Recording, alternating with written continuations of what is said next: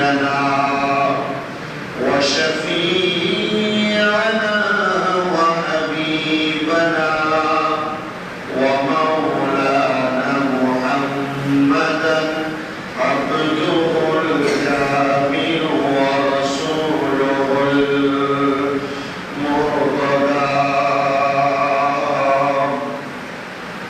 وعلى آله وأصحابه وذريته وعلماء دين ملة وأهل السنة والجماعة أجمعين بفضله وبركته في شان حبيبه ومحبوبه ومعشوقه مخبرا وآمرا إن الله وملائكته يصلون على النبي يا أيها الذين آمنوا صلوا عليه وسلموا تسليما اللهم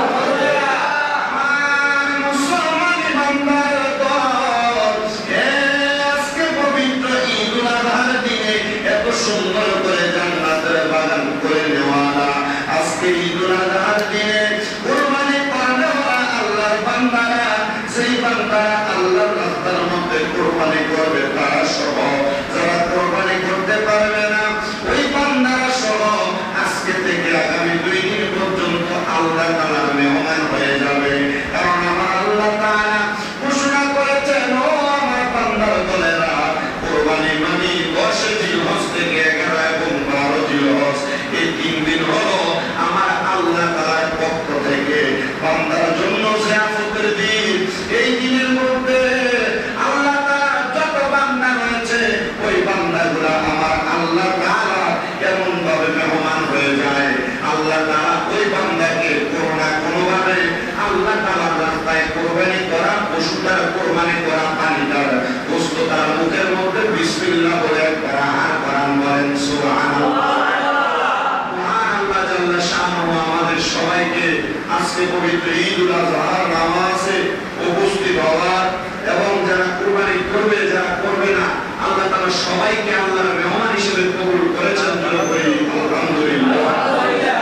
আল্লাহর হাবিব সাল্লাল্লাহু আলাইহি ওয়াসাল্লামের কাছে হাদিসে কুদসির মাধ্যমে আল্লাহ ঘোষণা করেছেন, আল্লাহ বলেছেন, বান্দা মানে 10 জিলহজ, 11 জিলহজ, 12 জিলহজ, এই 3 দিন হলো আমি আল্লাহর পক্ষ থেকে বান্দার জন্য জিয়াফত। বলেন না সুবহানাল্লাহ।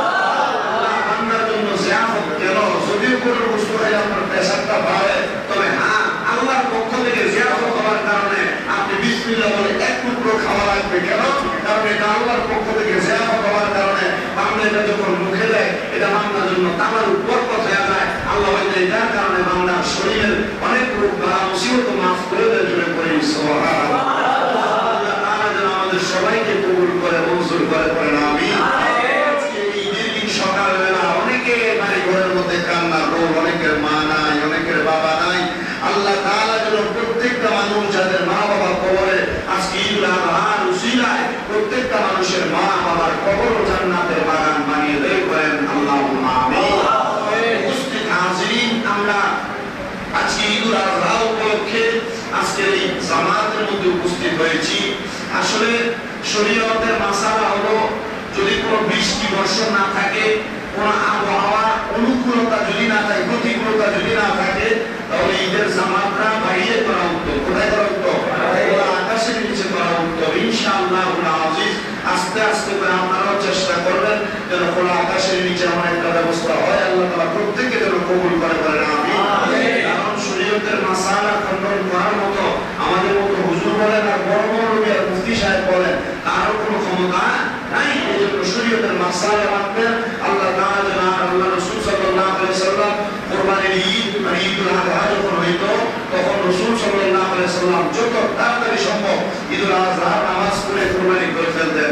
আল্লাহর হাবিব সাল্লাল্লাহু আলাইহি ওয়াসাল্লামের কাছে প্রশ্ন করেছে, ইয়া রাসূলুল্লাহ, আপনি বলেন কেন এত তাড়াতাড়ি আপনি ঈদুল আযহা নামাজটা আদায় করে ফেলেন? আপনি ঈদুল ফিতর একটু দেরি করতেন। রাসূল সাল্লাল্লাহু আলাইহি ওয়াসাল্লাম উত্তর দিতেন, ঈদুল আযহার মধ্যে যে পশুটি কুরবানি করা হয়, ওই পশু কুরবানি করার কারণে ওই পশু যখন 3টা ভাগ, হযরত আদি পিতা হযরত ইব্রাহিম মুসলমান জাতির পিতা ইব্রাহিম আলাইহিস সালাতু ওয়াস সালাম ওনার সন্তান হযরত ইসমাঈল জবিউল্লাহ কুরবানি করার জায়গায় যখন জান্নাতি দুম্বা ছিল, ওই দুম্বাটা কুরবানি করার পর এটাকে যখন কোটা হয়েছিল, এটাকে 3টা ভাগ করে দেওয়া হয়েছিল। জোরে বলি সুবহানাল্লাহ।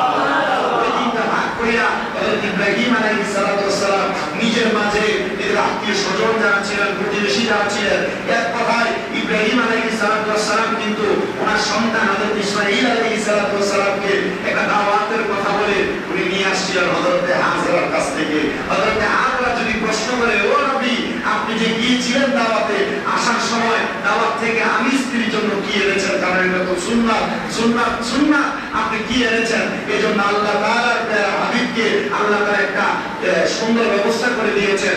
ওই জান্নাতি দুম্বার পক্ষ থেকে একটু অংশ গোশত যেন ওনার স্ত্রীর জন্য নিয়ে যায় এবং ওনার আহারের জন্য, ওনার পুত্রের মানুষের জন্য নিয়ে যায়। আর আল্লাহর হাবিবকে প্রশ্ন করাতে রাসূল সাল্লাল্লাহু আলাইহি ওয়াসাল্লাম ঘোষণা করে দিয়েছে, উম্মতের দলেরা তোমরা খাও এবং জমা করো, নিজেদের মাঝে বন্টন করো। আল্লাহ তাআলা যেন আমাদেরকে অতি সুন্দর কুরবানি করে আমাদের কুরবানির প্রত্যেকটি পশুর গোশত আমাদের আশেপাশে যারা রয়েছেন প্রত্যেকের মাঝে সমঝোতা করে বন্টন করার তৌফিক দান করে সবাই বলি আল্লাহুম্মা আমিন। সবাই আমাদের আওয়াজে দরুদ শরীফ পড়ি আল্লাহুম্মা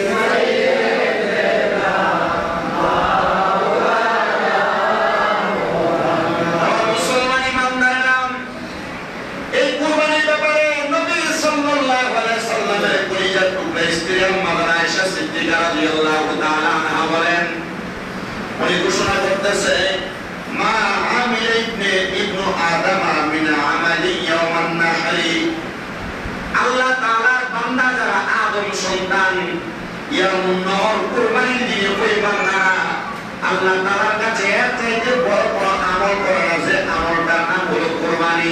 সুবহানাল্লাহ।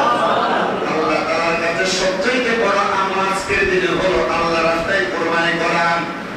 শুধু তাই নয়, এই আমলটা করার কারণে আহাব্বা ইলাল্লাহি আযজা ওয়া জাল্লা মিন হারাকাতিদ দাম, আমার আল্লাহ তাআলার কাছে সবচেয়ে পছন্দনীয় ইবাদত হিসেবে জবাই করাটা, মানে কুরবানি করাটা কবুল হয়ে যায়। অনেকের মনে প্রশ্ন থাকতে পারে, হুজুর যারা সম্পদওয়ালা টাকাওয়ালা তারা কুরবানি করবে, আমাদের তো কুরবানি করার সামর্থ্য নাই।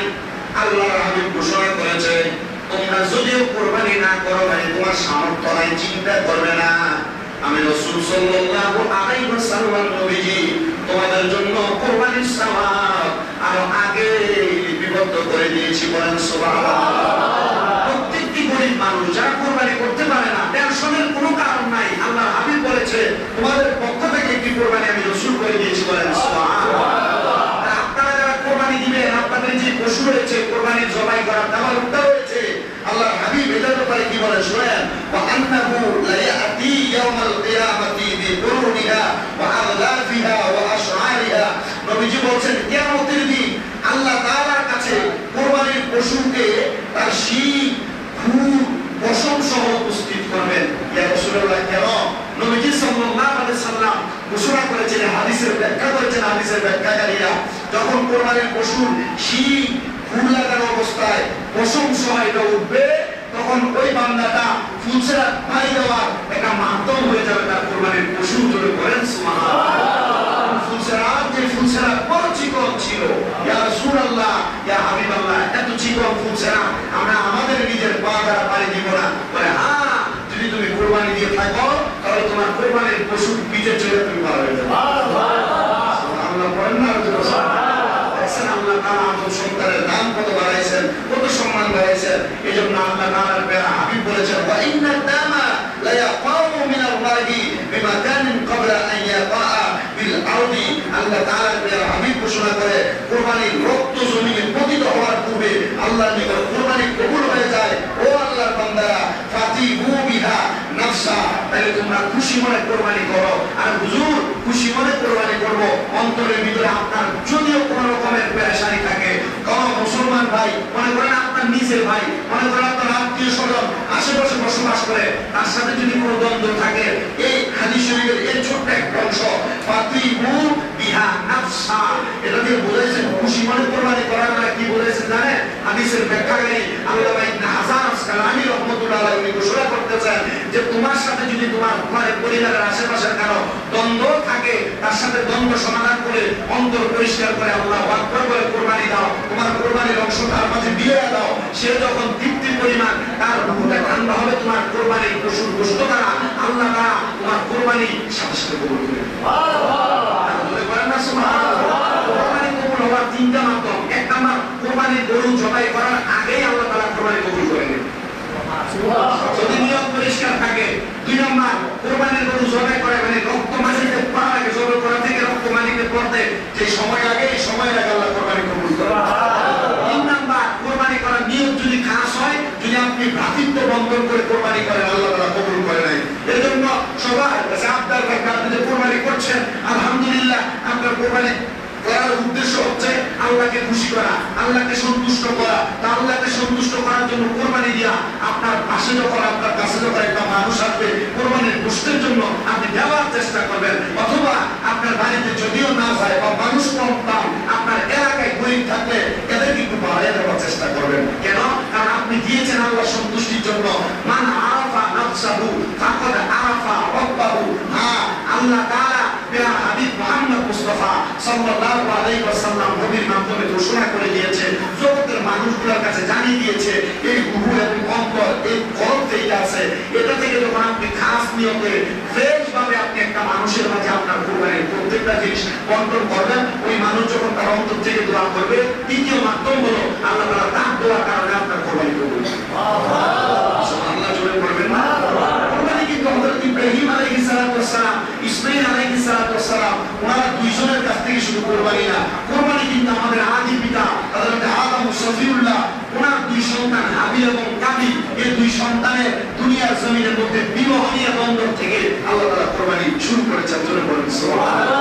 আল্লাহ তাআলা ওয়া বন্ধু হযরত আদম আলাইহিস সালাম যখন দুনিয়ার জমিনে আগমন করেছেন, হযরত হাওয়া আলাইহিস সালামের সাথে জান্নাতে বিবাহ হওয়ার পরে যখন হযরত আদম আলাইহিস সালাম দুনিয়ার জমিনের মধ্যে ওনাকে জান্নাত থেকে বের করে দেওয়া হয়েছে, আরাফার ময়দানে এই যে হাদিসে আমরা গতকালকে উপস্থিত হয়েছিলেন, ওই আরাফার ময়দানে এসে হযরত আদম আলাইহিস সালাম আর মা হাওয়া আলাইহিস সালাম দুইজনের মিলন হয়েছিল।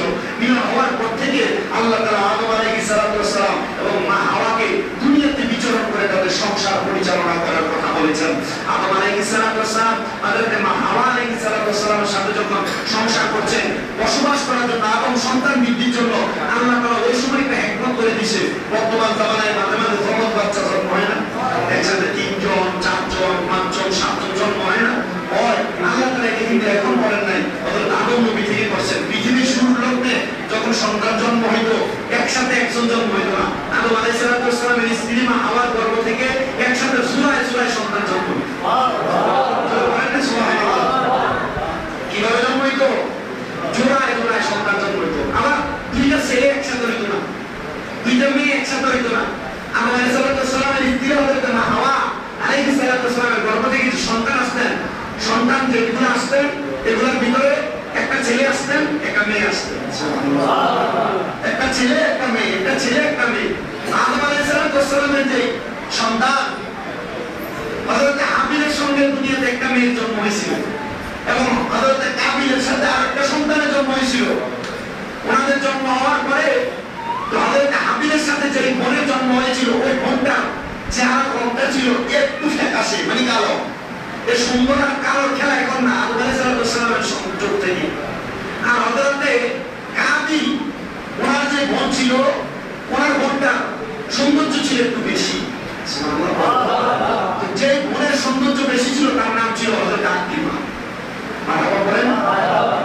আদম আলাইহিস সালামের সন্তান জিনার বোনটা কালো ছিলেন, উনি ওই কালো বোনকে বিবাহ করতে চান নাই, উনি ওনার সাথে জন্ম হওয়া সুন্দর বোনটাকে বিবাহ করতে চাইছেন। আদম আলাইহিস সালাম বলেছেন আল্লাহর আইনের বাইরে এটা, আল্লাহ তাআলা আমাকে আইন করে দিয়েছেন, যদি আদম বাড়াইতে চায়, আদম সন্তান বাড়াইতে চায়, তাহলে বড় ছেলের সাথে মানে প্রথম ঘরের ছেলের সাথে ছোট ঘরের মেয়ে, ছোট ঘরের ছেলের সাথে মানে পরের ছেলের সাথে প্রথমটা মেয়ে এভাবে বিবাহ দেওয়ার জন্য। তুমি চাচ্ছ তোমার সাথে জন্মগ্রহণ করা বোনটাকে বিবাহ করার জন্য। আদম আলাইহিস সালাম উনি বলেছেন এটা আল্লাহর আইনের বাইরে, আমি নবী হয়ে এটা করব না। তার দুই ভাই হাবিল এবং কাবিলের মাঝে দ্বন্দ্ব সৃষ্টি হয়ে গেছে। তারা দুই ভাইয়ের দ্বন্দ্ব হওয়ার পরে আদম আলাইহিস সালাম বলেছে তোমরা আল্লাহর সন্তুষ্টির জন্য কিছু করতে পারো। তো হযরত আদম আলাইহিস সালামের একজন সন্তান আরেকজন সন্তান দুইজন চিন্তা করলেন, তারা সর্বপ্রথম কিছু মনে করেন যে ঘর নিয়ে পাহাড়ের মধ্যে রাখবে, পাহাড়ের মধ্যে সেই ঘরের উপর আগুন ধরে যাবে, দোয়া করার কারণে, যিনি দোয়া করার কারণে ওই ব্যক্তির দোয়া কবুল হয়েছে বোঝা যাবে। তো দুইজন নিয়ে রাখছে, দুজনের ঘরের উপর আগুন ধরে গেছে। তাহলে বোঝা গেল আগুন মুসলমানদের ঐতিহ্যের লক্ষণ নয়।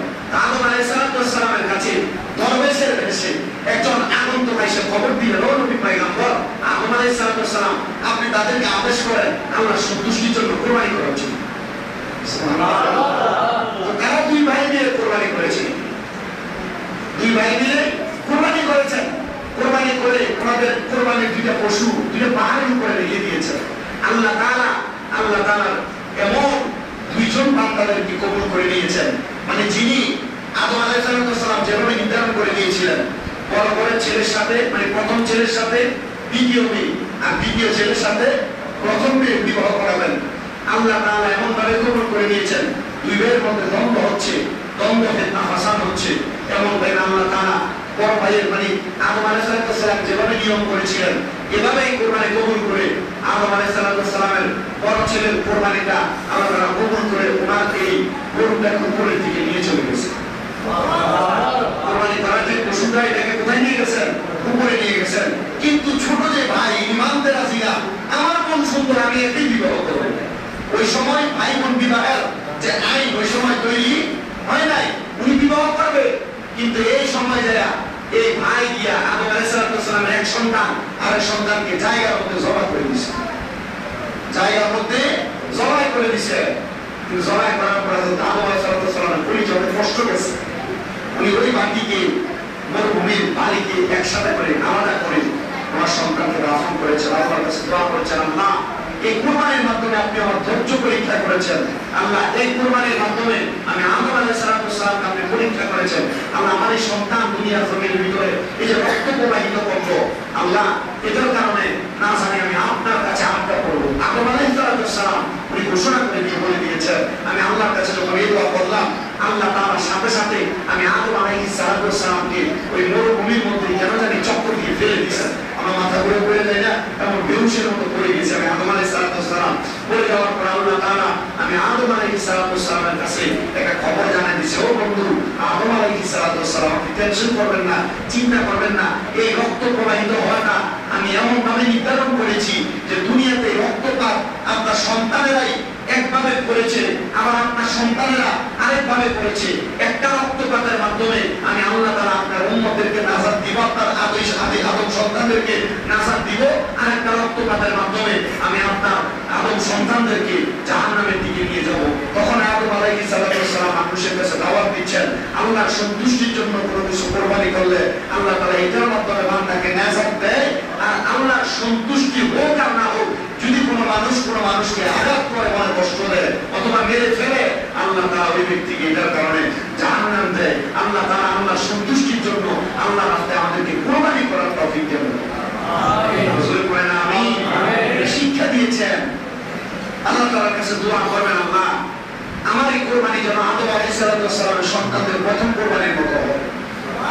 আল্লাহ আমাদের কোরবানি যেন হযরত ইব্রাহিম আলাইহিস সালামের পুত্র ইসমাঈল আলাইহিস সালামের মতো হয়। এই কথাগুলো আমাদের সবার জানা, প্রত্যেকের জানা। শুধু আল্লাহর সন্তুষ্টির জন্য কোরবানি আল্লাহ তাআলা যেন আমাদেরকে কবুল করেন। আমিন। আমাদের আওয়াজে করেন আমিন। আমিন। জিকির করেন সুবহানাল্লাহ।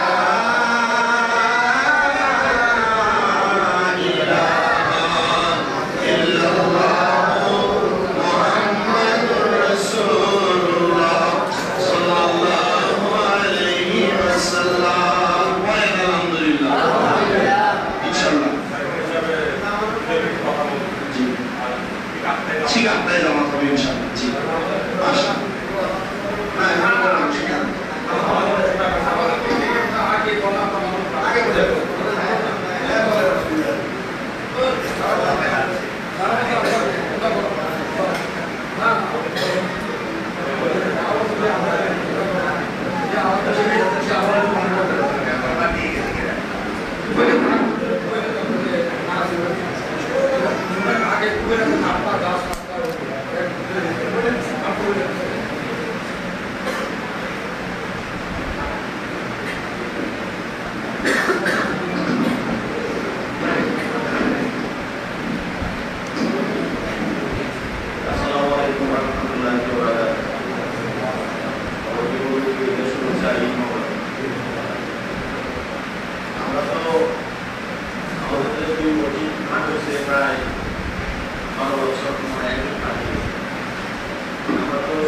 সময় বরাবর আমরা একসাথে আমরা নিজের যে উদযাপন বা কোরবানি আসলে যে মাংস বন্ধ আমরা সব কিছু একসাথেই করে আসছি। বিভিন্ন কয়েক বছর যাবৎ সামান্য ছোট ছোট বিষয় নিয়ে কিন্তু তারা আমাদেরকে বলে যে তোমরা আলাদা হয়ে যাও, তোমরা তাই যাও। এইভাবে আমাদেরকে প্রায় আজকে কয়েক বছর প্রকাশ্যে বলে, বলার পরও দেখা যাচ্ছে নাসির ভাইরে আমি চুপ করে আমরা কয়েকজন ধরে আস্তে আস্তে তাদেরকে বুঝাইয়া আমরা একসাথেই করছি, চেষ্টা করে একসাথেই করছি। তো এবার যেটা হলো আমরা কিন্তু কথা বোঝাইছিলাম আমরা যখন বসছি, এনে অনেকে হয়তো ছিলেন, অনেকে ছিলেন না, সবাই জানেন। বসে আমরা কথা বোঝাইছি যে আমরা এভাবে জবাইয়ের প্রক্রিয়া সব দিই। এরপরে যে সাবজেক্ট আসছে জবাইয়ের সাবজেক্ট, জবাই আজকে আমরা 12 বছর যাবত মনে করেন হয়তো 13 বছর যে যে মসজিদে নামাজ পড়ে ওই মসজিদের মুসল্লি করবে, ওই মসজিদের ইমাম সপ্তাহে জবাই করে। আজকে 12-13 বছর এইভাবে চলতেছে। এই বছর তারা নতুন নিয়ম বলতেছে যে তাদের হুজুর বাইর হবে, হ্যাঁ ওনার সামনে যেরকম হবে উনি এটা জবাই করবে, আর যে মসজিদের মুসল্লি হবে তখন কি আমাদের মসজিদের যারা কোরবানি দিবে তারা এই কথা বেরু আছে যে না আমি যেখানে নামাজ পড়ি ওখানে আমার পছন্দের হুজুর আছে, আমার হুজুরে এসে আমার জবাই করে। এই সামান্য কথার ভিতরে তারা বলেছে যে তোমরা আলাদা হয়ে যাবে, হয়ে তো মানে হয়ে যাও, উঠে গেছে তোমার মানে না তারা দিয়ে অবস্থা কঠিন। এরপর আমরা রোজ চেষ্টা করছি, রাত প্রায় 2টা পর্যন্ত চেষ্টা করছি একসাথে করা লাগে। অনেকভাবে বুঝেছি, দুজনের যত ভাষা আছে সব ভাষা ইউজ করেছি। এরপরও মনে হয় যে এমন একটা কিছু যে আমরা আলাদা হয়ে গেলে আমাদের মা বাবা নাই, হ্যাঁ আমরা দুনিয়ার দিকে হয়ে যাবো, বিষয়টা এরকম মনে হয় থাকে। এরপরে দেখা গেছে আমরা বহু চেষ্টা করার পরও তারা এক হবে না।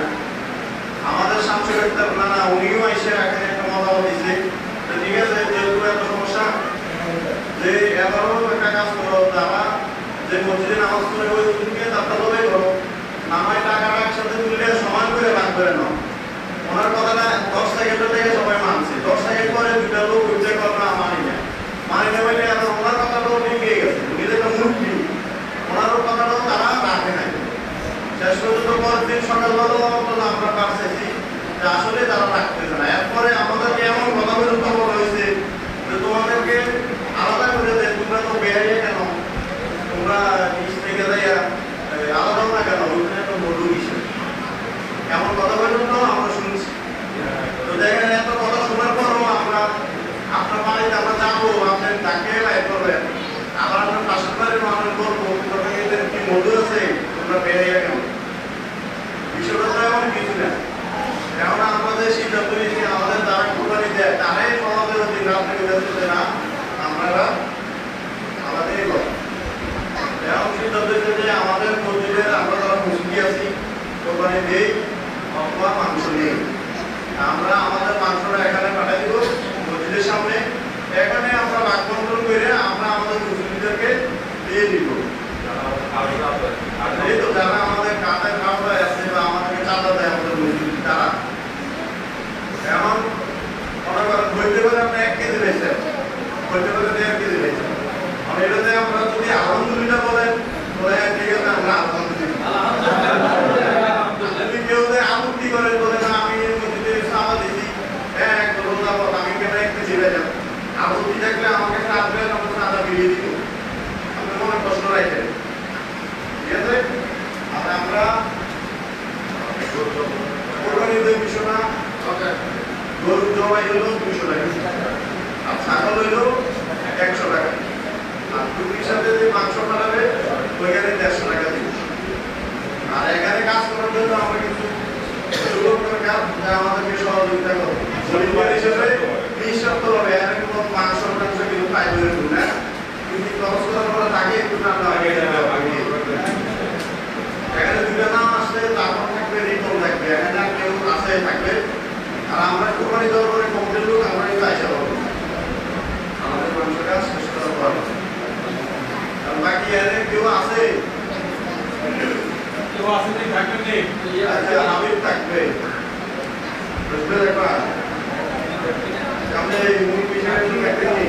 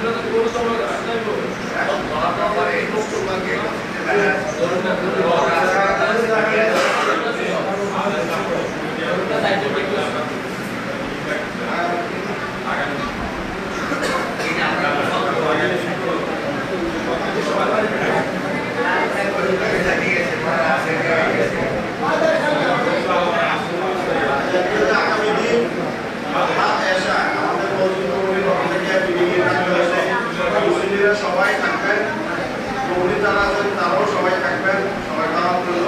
পাতে এসে আগামী দিকে নিয়ে আসসালামু আলাইকুম। সবাই পড়ি আলহামদুলিল্লাহ। আল্লাহ তাআলা যেন কবুল মঞ্জুর করে দেন, সবাই পড়ি আমিন। যারা এই দৌলতপুর জামে মসজিদ মানে এই মসজিদের আওতাধীন, যারা এই মসজিদে প্রত্যেক মাসে মসজিদের মধ্যে আপনারা খরচ চালাইছেন, এক কথায় মসজিদের কিছু হাদিয়া পাঠাইছেন মাসে মাসে, আমরা যারা মসজিদের আন্ডারে কোরবানির গোশতটাকে একবারে রাইখে খাইতে হবে 5-6 কেজি পাইবেন, এটা চিন্তা করার কোনো মানেই হয় না। আমি প্রথমে বলেছি এই কোরবানি হচ্ছে আল্লাহর পক্ষ থেকে বান্দার জন্য জিয়াফত। বান্দার জন্য কি জিয়াফত? যতটুকু পান ততটুকু তাওয়াজ করে বহন করবেন ইনশাআল্লাহ। আর এই গন্ধ ফাসাদ যেগুলা, এগুলা নিয়ে কোনো টেনশন করবেন না। গন্ধ ইব্রাহিম আলাইহিস সালাম ইসমাঈল আলাইহিস সালামের কুরবানি করতে নেওয়ার সময় হয়েছে, গন্ধ হয়েছে না? ইব্রাহিম আলাইহিস সালাম যখন ইসমাঈল আলাইহিস সালামকে নিয়ে যায়, ইব্রাহিম নবীর সামনে, ইসমাঈল আলাইহিস সালাম পিছনে, সামনে যখন যায় ইব্রাহিম আলাইহিস সালাম সামনের দিকে হাঁটে না, ইসমাঈল আলাইহিস সালাম ইব্রাহিম নবী পিছনের দিকে ফিরে বলে, কি ইসমাঈল আলাইহিস সালাম আপনি আসেন না কেন? উনি বলছে, বাবা আমার পিছন থেকে কে যেন বলে আপনার মানে আজকালের ধরে তরবারি রাখা আছে, বড়ি রাখা আছে, আপনি আমার নিয়ে রোবা করে দিবেন। বলছে আব্বা এটা কেউ এটা শয়তান, তুই পিছনের দিকে ফিরে 7টা পাথর নিয়ে মারো। কয়টা পাথর? হাদিসে আমরা মিলাই গিয়া এভাবে 7টা পাথর মারছে, এবং 3 7 21টা পাথর মারছে। কয়টা পাথর? 3 7 21। এমন শয়তান ধোঁকা দিবে, প্রবঞ্চনা দিবে, বিভ্রান্ত যেন না হয়, সমাজ যেন সুন্দর থাকে। আপনারা যেভাবে সুন্দর শৃঙ্খলাবদ্ধভাবে আপনাদের কাজগুলা সম্পূর্ণ করতে পারেন, আমরা ঠিক এভাবে ইনশাআল্লাহ সমাজের কাজগুলো করবেন। আর যারা যুবক ভাই আপনাদের প্রতি আবেদন থাকবে, আপনারা মিলেমিশে, আমি দেখছি মসজিদের আন্ডারে যারা আছে এবং যে যুবক ভাইয়েরা নামাজ পড়া আপনারা অনেক মিল আছেন, আপনারা মিলবন্ধন ভাবে গরিবের যে হকটা সুন্দরভাবে ভাগ বাটোয়ারা করে তাদের মধ্যে